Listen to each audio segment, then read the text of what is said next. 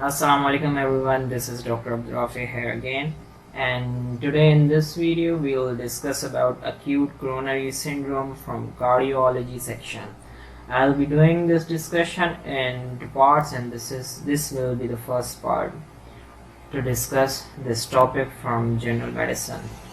Now moving on, before getting into the details, we have to revise the anatomy of the heart.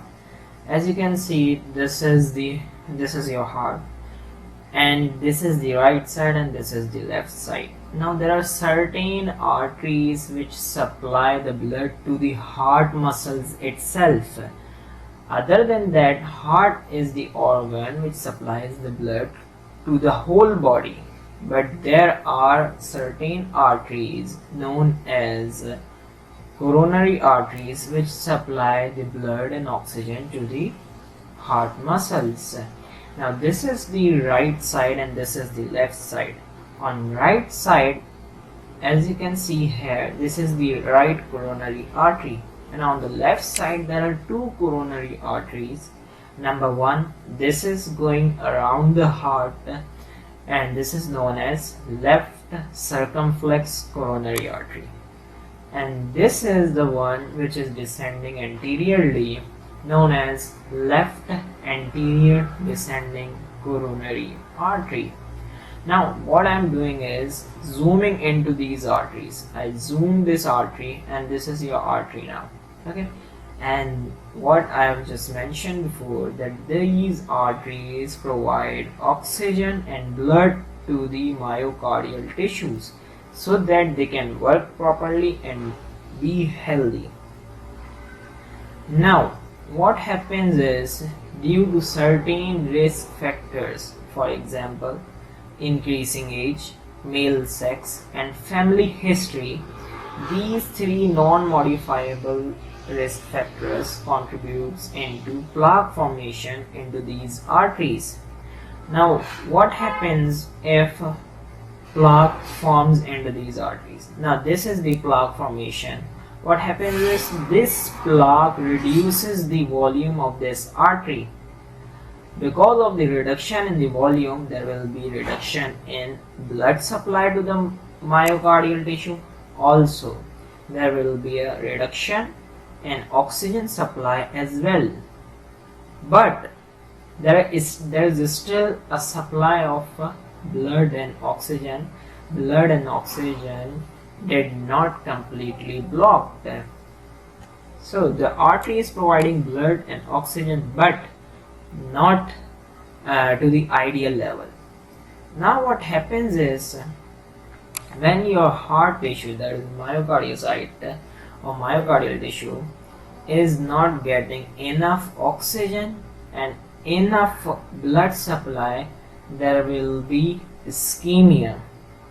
But in this condition, as you can see, artery is not completely blocked or not blocked more than half. The muscle is still getting the blood and oxygen. Now in this situation, patient gets ischemia, or patient gets symptoms of angina only when they are exercising or in stress or due to any other stimulus. But at rest, patient is totally fine. But when they exert in exercise or any physical activity, your heart muscle demands more oxygen and more blood, but your artery has a limited volume now because of plaque formation, so there will be a limited blood and oxygen supply, and your patient will get symptoms of angina. Now moving on,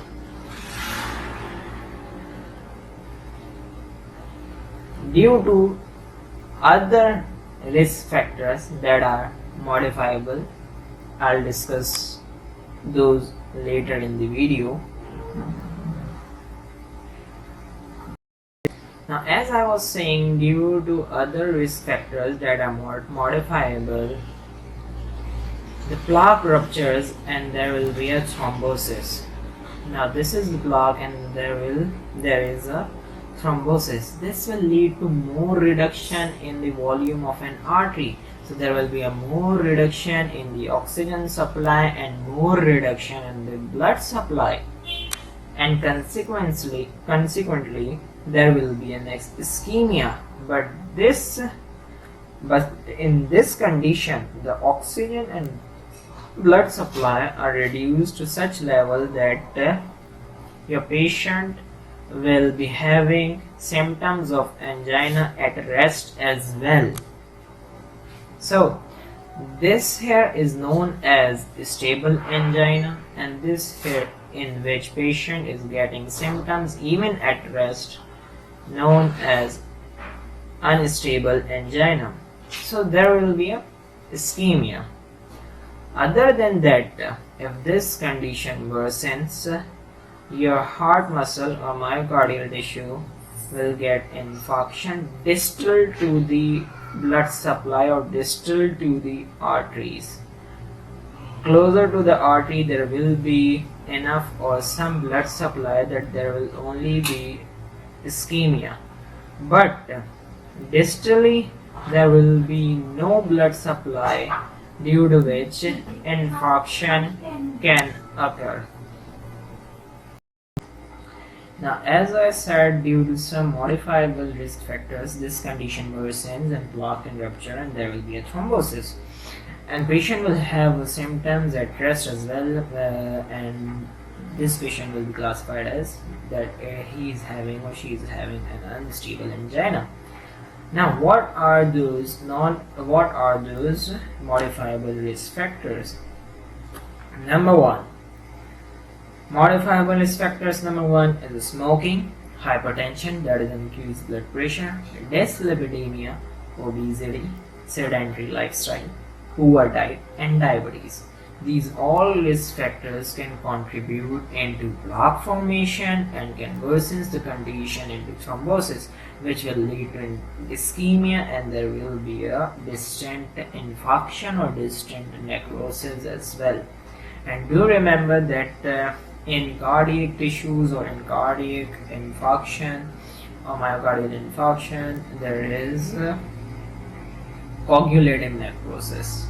So this is all for today's video. We will discuss the ACS in detail in next parts. I hope you will like the video. Do subscribe to my channel, like and share, as this will motivate me to do and to teach more of such kind of stuff and more of such videos. Thank you so much. Allah Hafiz.